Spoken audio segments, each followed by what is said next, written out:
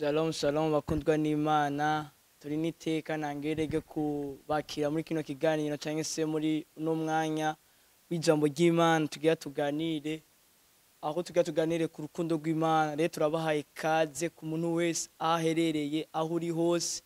Iyi ni televiziyo ya Nayo TV ku banwanyi bayo no kubatara fadikanya nayo twabasaba kugira ngo mushikare mukurikiranira ibiganiro byayo kugira ngo mushikare kwakira ubutumwa bwiza biciye kuri ino televiziyo.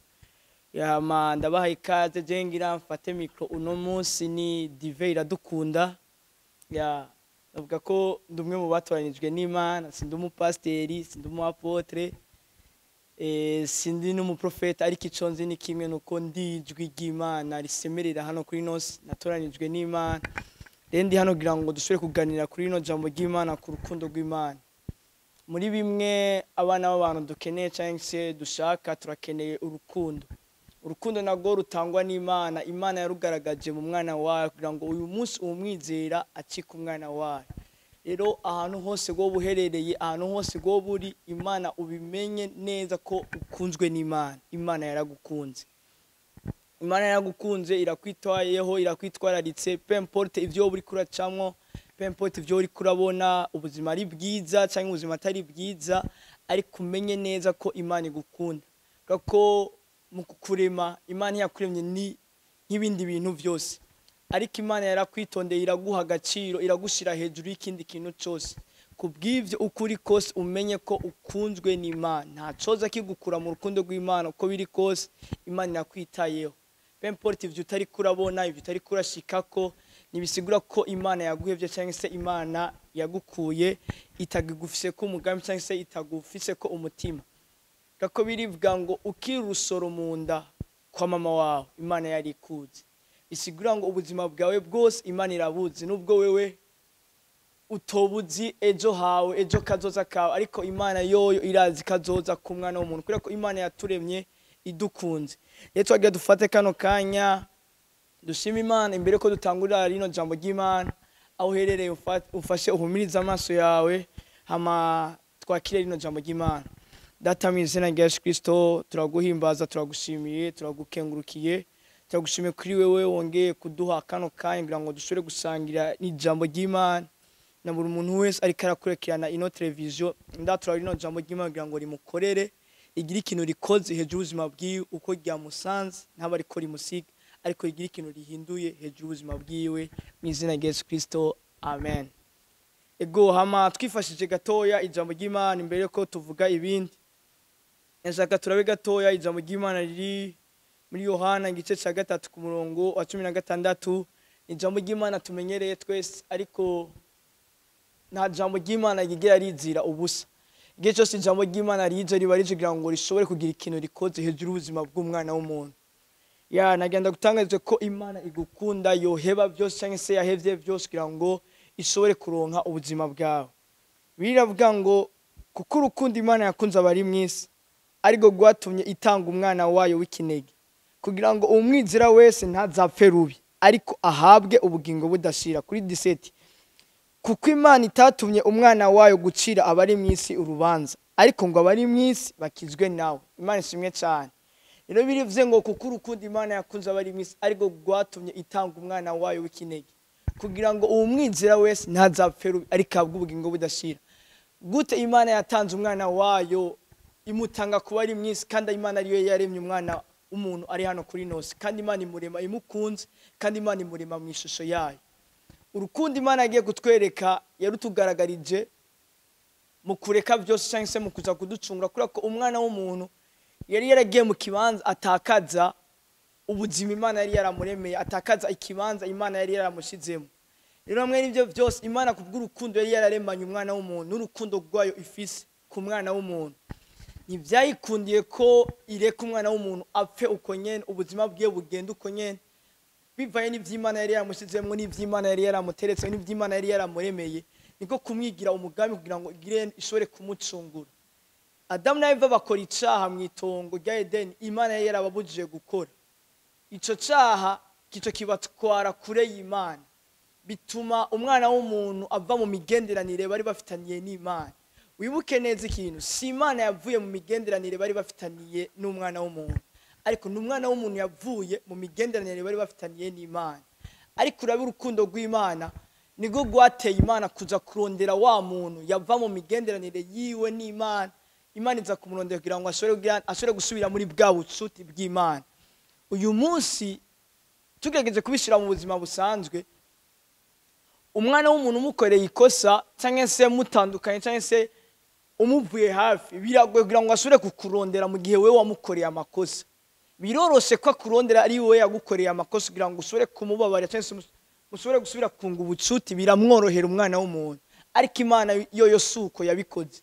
Ni umwana w'umuntu yakoze ikosa hamaja kure y'Imana. Ariko uraba urukundo rw'Imana ahantu rugaragarira.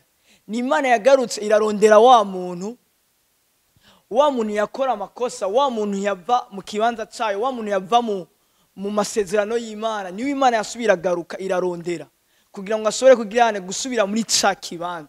Bisigura ngo ubwo n'urukundo Imana yagira twereka biciye muri ubwo buryo. Rero Imana ntiyashimye ko umwana w'umuntu agenda kure nubwo ari we yakoze amakosa, ariko Imana yashatse kugira ngo umwana w'umuntu asubira garuke mu kibanza Imana yari yaramuteguriye. Ibyo byose vyakozwe n'urukundo rw'Imana. Birivuga ngo mwijuru kabinama barakorana, bararondera umuntu yoza kugira ngo ashobore gucungura umwana w'umuntu amusubize muri ca kibanza. Kuko Imana yabifise umugambi kugira ngo ishobore kugirana imigenderanire myiza, ubucuti hamwe n'umwana w'umuntu. Birivuga ngo mwijuru harabura umuntu yoboneka kugira ngo ashobore gukora ico gikorwa, ashobore gusubiza Imana, ashobore guhuza Imana n'abantu. Ariko birivuga ngo Yohana ariko aravyerekwa asa n'uwihebye, asa n'uwihebuye, abona ko atawo gucungura umwana w'umuntu mwijuru abonetse. Birivuga ngo ataravuga ati Imana ishimwe, haciye haboneka usa n'umwagazi w'intama, umunago ku gishitsi ca Dawidi. Praise God. Araza kugira ngo ashobore kugira acungure umwana w'umuntu. We aremera aritanga. Birivuga ngo yari Kristo Yesu, we yahevye vyose. Mijuru yari umwana w'Imana, yari Imana ijana kwijana, yari afise vyose, nta kintu yarabuze. Ariko vyose arabisiga mwijuru kugira ngo ashobore kugira kuza gucungura umwana w'umuntu. Aha niho tubonera urukundo rw'Imana. Niyo munda gutumirira gutahura runo rukundo rw'Imana. Pempoti vyo uri kuracamwo, pempoti vyo uri kurabamwo vyose, Imana iragukunda. Ikibazo kimwe ni iki: igihe wewe wibaza ko wavuye mu rukundo rw'Imana ni ryari? Igihe wewe wibaza ko Imana itagigukunda ni ryari? Uyu munsi abantu turava ku Mana, uyu munsi abantu turaheba Imana bivaye n'ivyo tuko turabona. Hamwe kenshi n'amakosa yacu abidutera. Umuntu ugasanga yakoze icaha, biramwankiye gusubira kwegera Imana, biramutwaye kure y'Imana. Hari indirimbo dukunda kuririmba ati nta gihari cyo dukura mu rukundo rw'Imana, nta gihari cyo dutandukanya nayo, nta rupfu nta buzima bwoshobora kudutandukanya n'Imana. Ariko ugasanga ico gihe umwana w'umuntu ego vyashitse, urakoze ikosa, urakoze icaha, ariko kwiyumvira kuja kure y'Imana siyo solution. Kwiyumvira guheba presence y'Imana, kwiyumvira guheba cyangwa kuja kure y'Imana siyo solution kugira ngo ushobore gutorera umuti w'ivyo bintu. Umuti n'uyu kugira ngo ushobore gutorera inyishu y'ivyo bibazo byose cyese y'ubwo buzima wowe uri kuramwo wibaza ko wagiye kure y'Imana. Inyishu iraha no kugaruka ku Mana. Umugwayi agwaye, inyishu si kuja kure y'umuganga, ni kuza hafi y'umuganga. Umuganga ico ategerezwa gukora ni kumviriza umugwayi hama akamufasha. Imana yiteguye kukumva, Imana yiteguye kukumviriza hama ifasha ubuzima bwawe. Niyo ngorane dukunda guhura, abantu benshi bakunda guhura nayo. Arakora icaha kumva ko Imana yamutereranya, kumva ko Imana atakiri mu rukundo rw'Imana, atakiri mu buntu bw'Imana, ivyo bikamutera kuja kure y'Imana. Okay, nitwabwirizwa kuja kure y'Imana, ahubwo twabwirizwa kwegera intebe y'Imana. Praise God. Nivyo vyabaye kuri Adamu na Eva. Adamu na Eva bakora icaha mwitongo. Imana yari ifise umwanya bagenderera. Imana birivuga ngo ku kagoroba yarazi kaganira nabo, yarazi kabaganiriza. Ariko urabe Adamu na Eva bamaze gukora icaha, bibwiye mu mutima guhunga, kwinyegeza, kuva muri ca kibanza bahora bahuriramwe n'Imana. Iyo baguma muri cya kibanza petetre Imana yashobora kuba yari kubirangiriza hajya nyene, kuko Imana yuzuye ubuntu n'imbabazi. Birivuga umuririmbyi we yarivuze ngo utarakora n'icaha imbabazi z'Imana zari ziriho. nicyo cyasi cyo cyotuma utandukana n'Imana, kuko Imana irazi intege nke z'umwana w'umuntu, ariko umwana w'umuntu nawe abwirizwa kumenya inkomezi z'Imana. Inkomezi z'Imana ni urukundo rwayo ku mwana w'umuntu. Imana iragukunda ku buryo atakintu na kimwe wokora cyotuma Imana ikwanga, ahubwo igihe cyose Imana yama yiteze kukwakira mu bwami bwayo. Reka dusome gatoya inkuru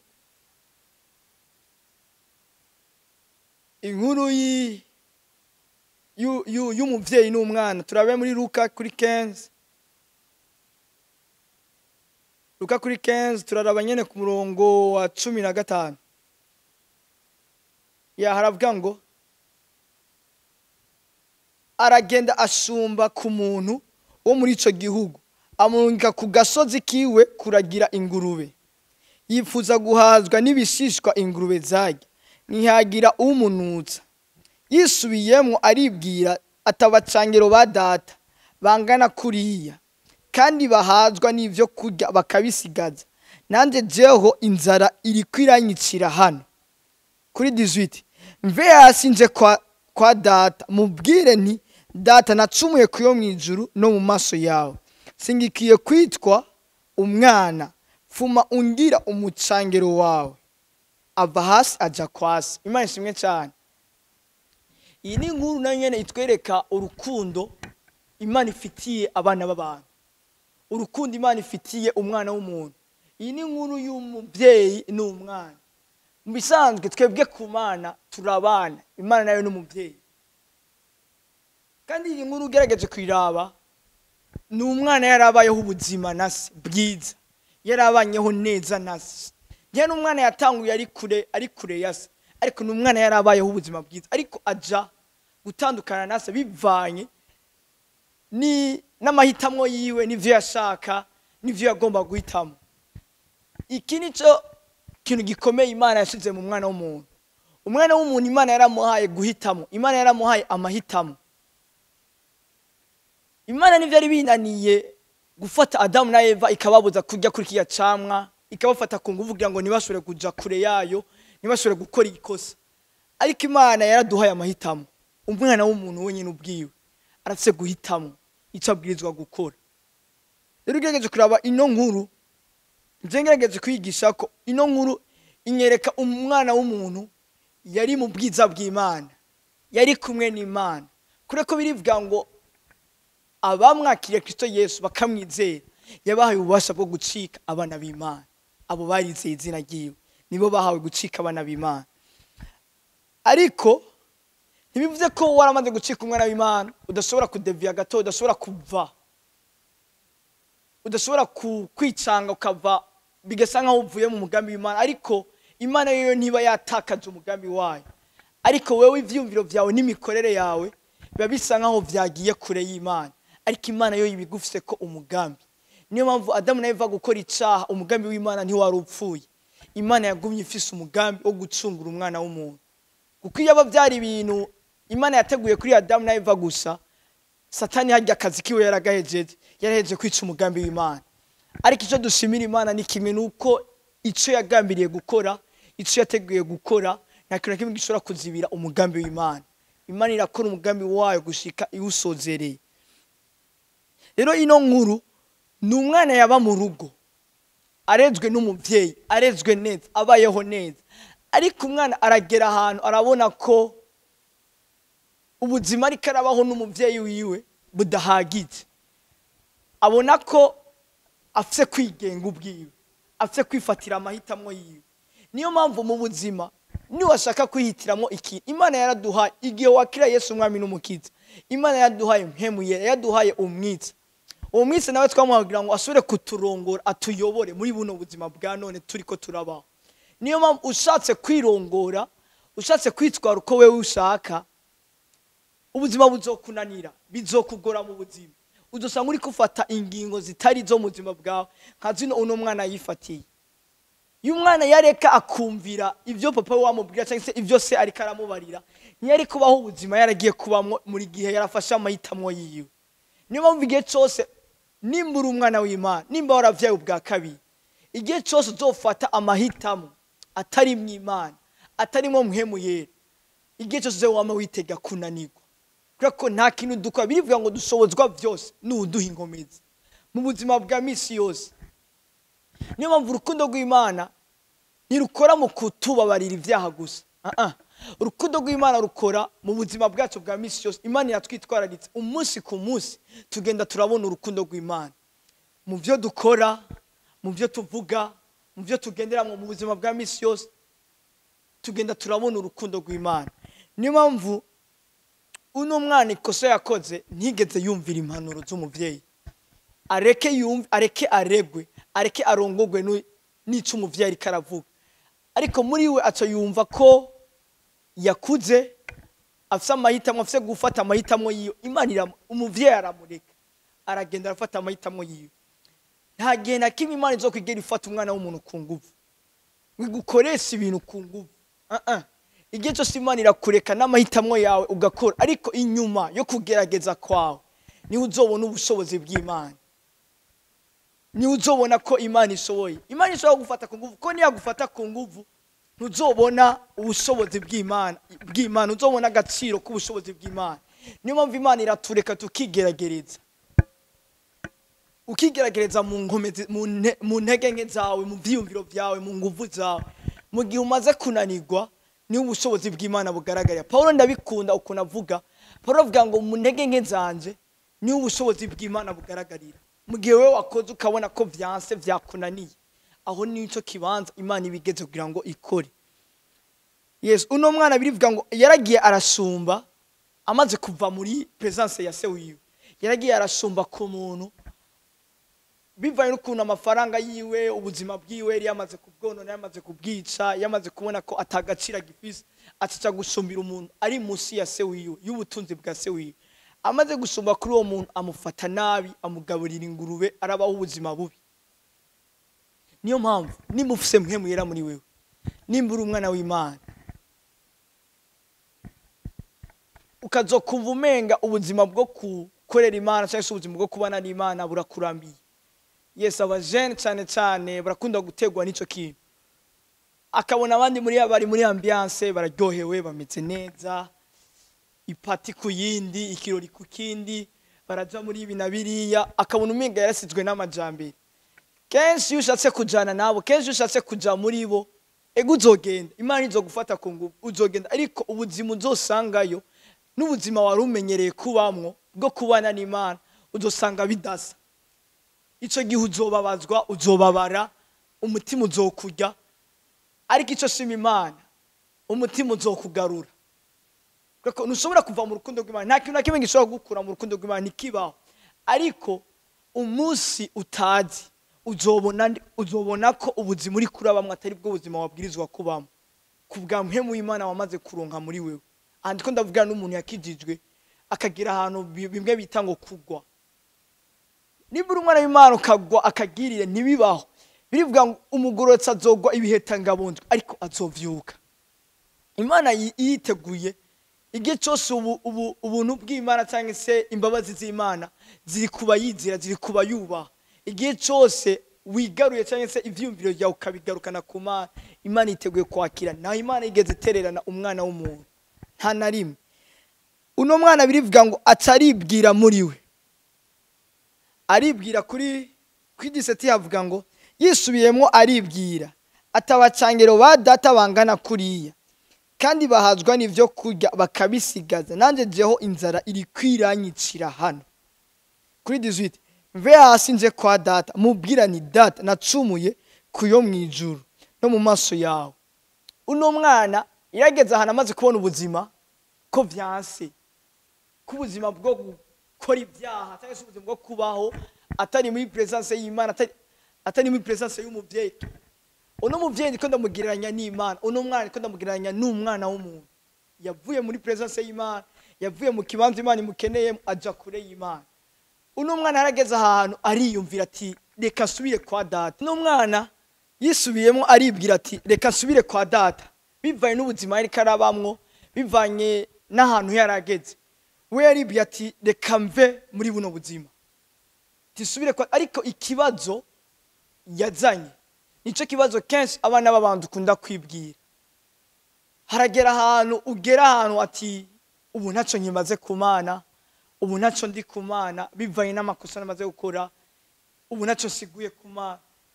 Ntibyigeze bibaho ko umwana w'umuntu atagira ikintu asiguye ku Mana yamuremye. Deja waremwe mu ishusho y'Imana, yakuremye igukunda, igufitiye urukundo, yahevye byose, itanga umwana wayo w'ikinege Kristo Yesu, jambo w'Imana, yaguhaye ikigize.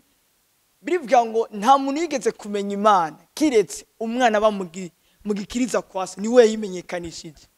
Kristo Yesu niwe shusho y'Imana itaboneka. Ukeneye kubona Imana abona Kristo Yesu. Yesu yageze ahantu avuga ngo ubonye jewe ababonye data, ubonye data ababonye jewe. Imana kugira ngo iducungure itwereke urukundo rwayo yaratwihaye, itwiha wese. Rero icyo kintu wombwira ko wokora cyotuma Imana ikwibagira, cyotuma Imana iguta, cyotuma Imana itakumenya, cyotuma Imana itamenya kuri umwana w'agaciro kayo, yotuma Imana itakwiyumvamo, cyo bari giki. Yarahevye byose, yaremeye gutanga byose kugira ngo ishobore gucungura ubuzima bwawe. Niyo mpamvu ikosa rya mbere utokora mu buzima nk'umwana w'umuntu, ntuze wigere wumva ko Imana yagutereranye, ntuze wigere wumva ko Imana itakiri mu ruhande rwawe. Harageraho abantu batangura no kwicisha, sinzi ko ari kwicisha bugufi, sinzi ko ari kwisuzugura. Hagera ahantu akavuga ko atacamaze, ari umusiba, ari umukungugu imbere y'Imana. Uri umuntu w'agaciro mu maso y'Imana, waremwe mu ishusho y'Imana. Imana rero iragukunda ku buryo wewe udashobora kwibaza. Uno mwana yaribwiye ati mbe hasi, yishira mu kibanza atabwirizwa kubamo. Ati ntume mba umushumba, ntume mba umucangiro kwa data, kuko yarabona ubuzima abakozi bariko barabamo ari bwiza cyane gusumba ubwo wewe ari karabamo. Ariko urabe ikintu cagiye kuba amaze gushikira data, amaze gushikira papa wiwe. Birivuga ngo ava hasi aja kwasi, se amubona akiri kure, amutera akagongwe, arirukanga amugwa mu izosi, aramugumbira. Akiva hasi aja kwasi, se atangura kubona umwana imbere y'uko umwana amubona. Se arirukanga amugwa mu izosi.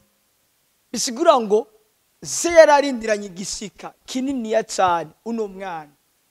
Ariko uno mwana we wibuke, ariko uno mwana ivyumviro yaza afise aje kwasi, byo kuba umukozi, byo kuba umuntu wo hasi, byo kumva ko atakina kimaze mu rugo, byo kumva ko atakintu ashoboye, atakintu yokora imbere kwasi. Ariko se wiwe nawe ivyumviro yarafise ko ari uko umwana agaruka, hama umwana akamusubiza ca cubahiro ciwe, hama umwana akamusubiza bwa buzima bari bafitaniye kuva kera, kuva umwana bakibana, kuva kimuvyara. Se nigeze abona umwana wiwe amubonamwo kurya umwana yibona nk'umukozi. Nico kibazo dufise.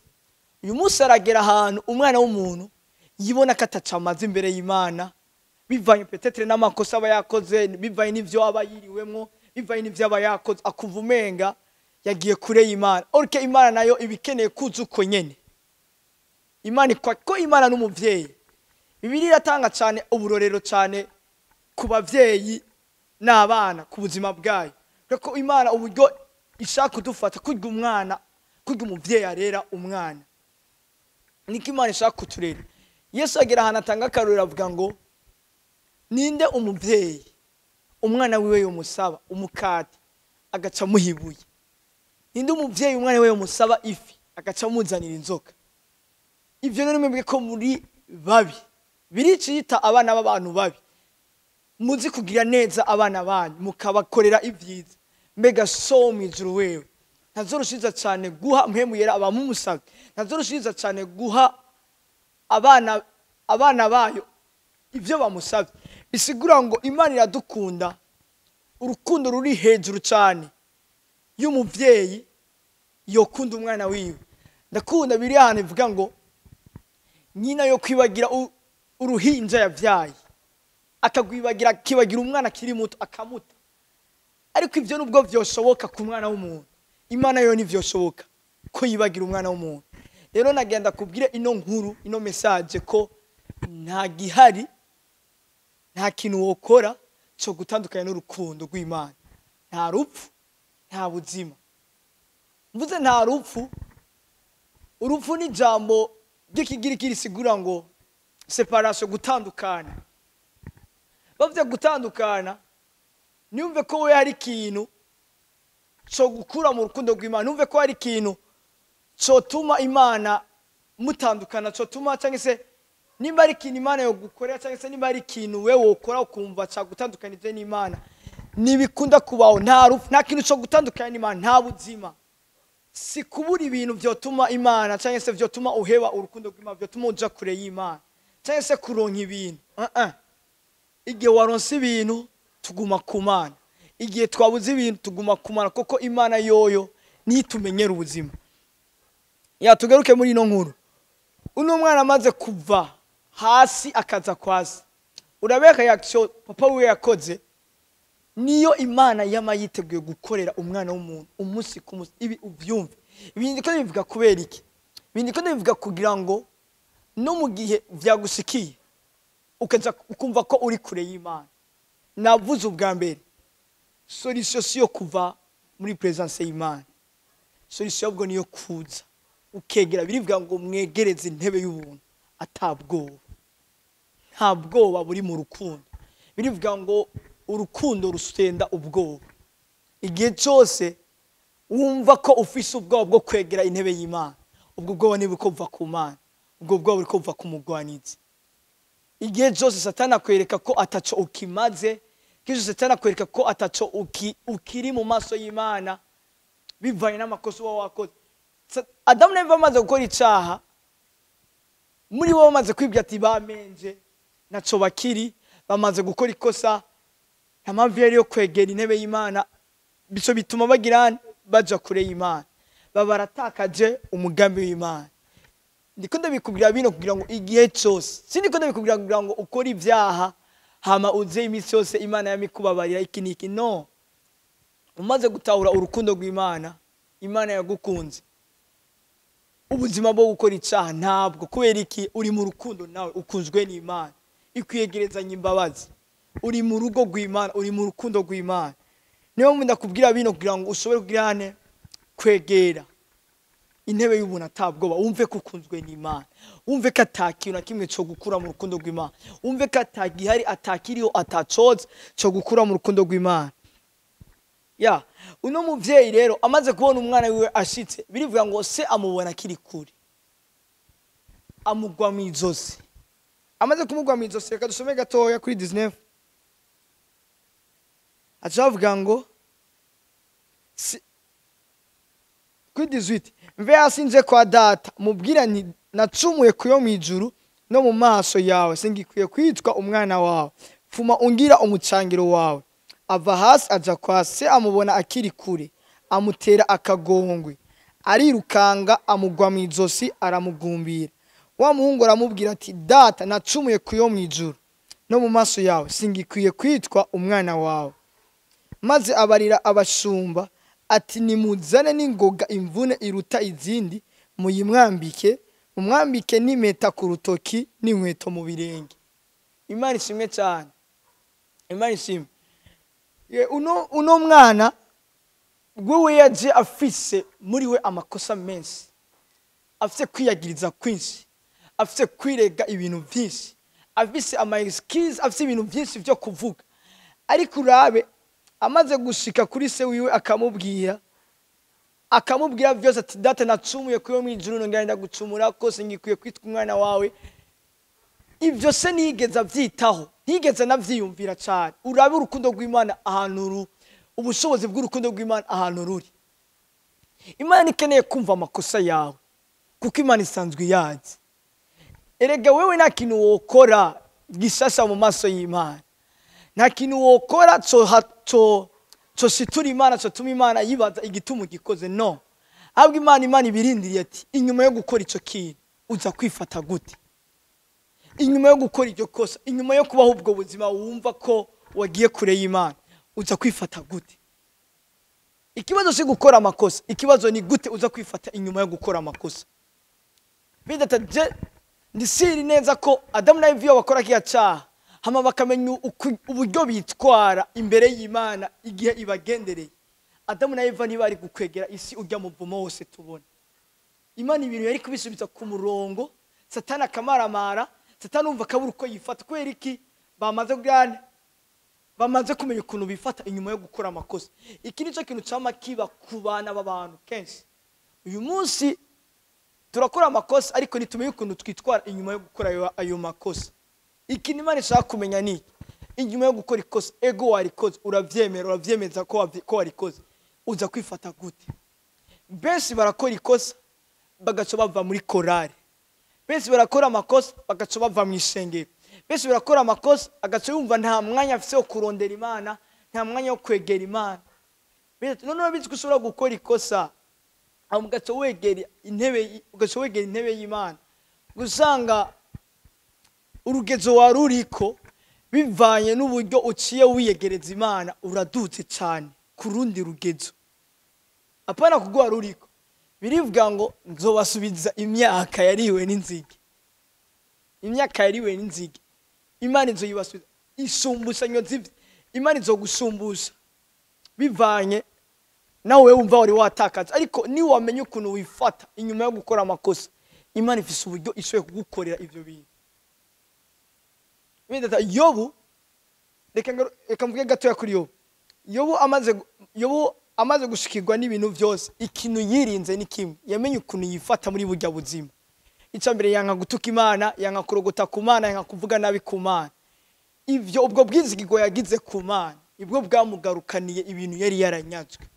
Bene data, amwe n'ubwizigirwa wogirira Imana cyangwa se nuko kwizira wogira ku Mana ukumva ko Imana igukunda, kumva ko Imana igufitiye urukundo, nivyo bintu vyotuma ko n'inyuma yo gukora icaha, n'inyuma yo gukora amakosa, bimwe abantu bakora bakumva bafise amasoni yo kuza ku Mana, bakumva bafise amasoni yo kwegera intebe y'Imana. Kenshi iyo umaze kumenya uburyo wifata muri ico gihe ukagaruka ku ntebe y'Imana ukumva ko Imana yaguhariye, ntigwari uwo munsi ubikoze, Imana yaguhariye n'imbere yo gukora ayo makosa, n'imbere yo gukora ico caha, n'imbere yo gukora ayo makosa Imana yaraguhariye. Tawura urukundo rw'Imana. Urukundo rw'Imana rugaragara inyuma yo kwitahura, inyuma yo kwegera, inyuma yo kumva ko ubwirizwa kubana nayo, ukuza. Imana ishaka tuze twegera atabwo. Uno mwana amaze kwisigura, amaze kuvuga amajambo menshi byinshi, amakosa yakoze iki niki, se nigeze amwumviriza, se nigeze baganira kuri ayo makosa. Imana ishaka ko muganira kuri ayo makosa. Imana ishaka ko muganira ku mugambi wayo, kuvyigufitiye, kubwizirikira gutegurira imbere. Nta mwanya ishaka guta kuri ayo makosa kuko irabizi ko wategerezwa kubikora, irabizi ko amakosa yarari, ariko ubwizo bwirane kwegera kugira ngo ushobore kumenya ukuntu ushobora gukosora ayo makosa. Ikibazo si kuyibwira byinshi, ikibazo ni kwihana. Birivuga ngo nuko muhindukire ibyaha byanyu bihanaguka. Muri ibyakozwe n'intumwa ya kama ni cyo gatatu ku murongo wa 19 simbona neza umurongo, avuga ngo Petero ari aheje kubwira ubutumwa bwiza bajya abantu, avuga ngo nuko mwihane muhindukire ibyaha byanyu bihanaguka kugira ngo mushobore kubona ibihe by'impemburo. Birivuga ngo muhindukire inyuma yo gukora icyaha, hindukira uhebe byose ureke, hamuhindukirira Imana, hamubone guharirwa ibyaha byawe biveho. Ase acabwira abantu akicumva ayo makosa, acabwira abasuku bati tora uno mwana mumugire neza, mumwambike impeta, mumufate neza, mumwoze. Ako niko kamaro k'umuvyeyi. Umuvyeyi niyitayeho ku makosa umwana yakoze, umuvyeyi yitayeho kugira ngo akosore ikosa uwo mwana aba yakoze. Uyu munsi umwana nta muvyeyi yobona umwana yigize ko novuga umwanda mukuru, acamutererana, acamuta, acamujana kure yiwe. Sako kazi k'umuvyeyi, suko kurera k'umuvyeyi. Ariko umuvyeyi cyakora umwana aramwereka ikosa aho ryabaye. Mu gihe umwana ariko araca ubwenge, akamufata, akamwoza, akamwambika, akamugira neza, akamusubiza mu bandi bana. Nako kazi k'Imana. Iyo mvuye ko ndigisha runo rukundo rw'Imana, utahure ko Imana igukunda. Niwumve ko hari ikintu wokora cyotuma kigukura mu rukundo rw'Imana. ariko Imana igihe cyose iriteguye kukwakira, yiteguye kukumva mu ntege nke zawe, kuko Imana irakuzi, irazi inkomezi zawe, irazi intege nke zawe. Rero mu gihe rero ushikiwe n'intege nke, menya ukuntu witwara muri izo ntege nke zawe. Imana yo yiteguye kukumva, Imana yiteguye kugukorera ubuzima bwayo bwose, ijisho ryayo ryose riri ku buzima bwawe. Umenye ko ntawo gukora ugukoze ko abakoze ku mbone y'ijisho ry'Imana. Imana niyo kundira umuntu ayikora mu jisho. Ya Imana iragukunda cyane, yiteguye kukumva, yiteguye kukugira neza, peu importe mu buzima urimo, bwaba bwiza bwaba bubi, Imana iragukunda. Niwumve ko wahebwe n'Imana, niwumve ko hari igihe umuntu agera ahantu, ko ndavuga b'abantu hagera ahantu agakora amakosa, hagera ahantu bivaye n'ibintu aba yaraciyemwo n'ubuzima aba yarakuriyemwo, akumva ko Imana itomwemera, akumva ko amakosa afise ari menshi, Imana itomukunda. Birivuga ngo yadukunze tukira abanyabyaha, kera n'abantu twarimo, ariko ubu turi abantu b'Imana. Yahevye byose kubw'urukundo rwayo rwinshi, araza arapfa ku musaraba, akubitigwa ibicumuro byacu. We nta cyaha yari yarakoze. Birivuga ngo atigeze kumenya icyaha, Imana yamuhinduye icyaha kugira ngo muri we twebwe duhinduke ukugororoka kw'Imana. Menya ko wewe hamwe no kumwizera ukika ukugororoka kw'Imana. Biriya imbwira neza ngo nukorera umuntu yayi muri Kristo Yesu aba bayicare mu gishasha, ivya kera bibe bihise byose babicitse bishasha.